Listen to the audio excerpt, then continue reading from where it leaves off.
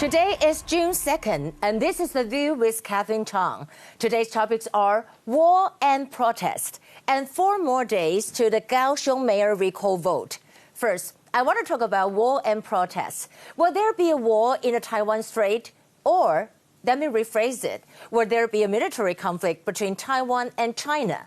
Famous writer Fan Chou once made a speech in the DPP's office. I want to show that the DPP is the ruling party of Taiwan, Democratic Progressive Party. And he pointed out in around 3 months or 3 years, there might be a possibility of a war in the Taiwan Strait. Why? He said due to the pandemic and economic influence, the current status is like World War III and World War IV. He thinks might happen in areas like Persian Gulf, South China Sea, and Taiwan Strait. Well, I think the possibility for Taiwan and China to, kind of start a war is not likely to happen, but conflicts might be possible. Chinese aircraft carrier Liaoning passed by the Taiwan Strait many times, and the fighter aircraft also surrounded Taiwan many times. Even the U.S. warship USS Barry appeared in the South China Sea too.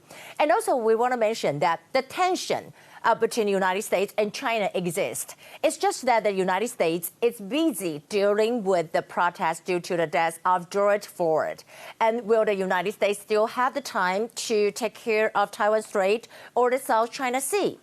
To be specific, will China possibly ignite military conflict while U.S. is busy? And the latest news I want to share with you. A videotape today showed that a group of people that was protesting outside of the White House and shouted, 快走, 走, 走, 走, hurry, go, go, go, in Mandarin. And does that mean that China is involved in this? According to the Facebook page, 只是堵拦. And it said that seems like those guys who yell in Mandarin are officers from the Chinese embassy in the United States. But this is not confirmed. Second, I want to talk about 4 more days to the Kaohsiung mayor recall vote. And this Saturday, June 6th, is the recall vote of Kaohsiung Mayor Han Kuo-yu. Well, he seems to be using the strategy of keeping a low profile. We call it cold response. And that is not to answer any controversial issues. Rumors are that he might get down on his knees in public the night before the recall vote, or he will probably resign. However, I think such rumors are too dramatic to happen. That it is pretty intense now because, it's only 4 days left and both Democratic Progressive Party, DPP, and KMT started to make their moves. And what will be the result? Everyone is anticipating it. If he is really removed from the office, he will be the first mayor to face the recall while still in office. Here are the top stories. Today, we have 0 confirmed cases. Trump makes surprise visit to St. John's Church and holding a Bible, and he said, I am the president of law and order. We have the greatest country in the world, and we're going to keep it safe. And Trump also threatens to use military to dominate protesters. And he said, strongly recommended to every governor to deploy the National Guard in sufficient numbers that we dominate the street. If cities or the states fail to act, then I will deploy the United States military and quickly solve the problem for them. And George Floyd's brother called for an end of the virus, and he said that, I understand you are all upset. He said, I understand you're upset, but I doubt you are half as upset as I am. So if I'm not over there whining out, if I'm not over there and blowing up stuff, if I'm not over here messing with my community, then what are you all doing? Well, let's switch it up and do it peacefully. Please, I know he wouldn't one way that all you want to do now. And, because of this, not so many people really wanted the kind of a riot or kind of a protest happen in the United States. It's really a mess.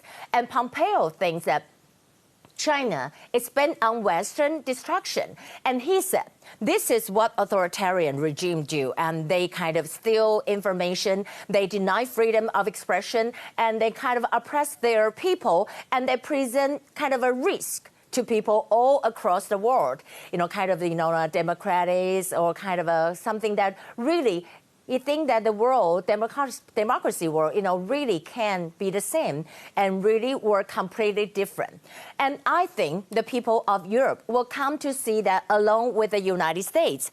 And he talked about that. And he said that, we can work together to build our economics, to protect our people, and to keep the entire world in a place where the Chinese Communist Party does not dominate the next century. Pompeo also said the United States consider welcoming Hong Kong people. And he said, we're considering it. I don't know precisely how it will play out. The British have, as you know, a different relationship. And a lot of these folks have British national passports. There's a long history between Hong Kong and the United Kingdom. It is very different, but we are taking a look at it.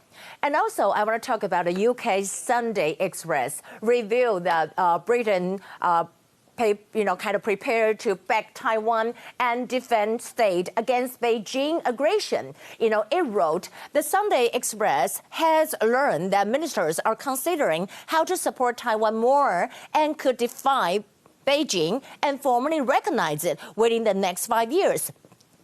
As the coronavirus fallout continues with China, there is increasing anger over how the communist regime has treated Hong Kong and is now threatening Taiwan. Our source told the Sunday Express, don't be surprised if we end up recognizing Taiwan and join others in defending it with military assets. And I also want to say that, remember, we mentioned GCTF yesterday. MOFA wrote today that Taiwan, U.S., Japan, GCTF shows Taiwan can help tackle global challenges and build the capacity of public, private, civil society sectors. And watch the GCTF 5th anniversary video, and you can read that Minister Wu, Joseph Wu, and IT Director Christensen, and JTEA Representative Izumi's statement. And in the video, it explains the content of the collaborations, and that include what we have here as development of cutting-edge technologies and sound healthcare system, promoting women's rights and the popularity and development of the internet, advocating eco-friendly green energy, and defending a freedom of the press. Today, there's a big thing happening in Taiwan.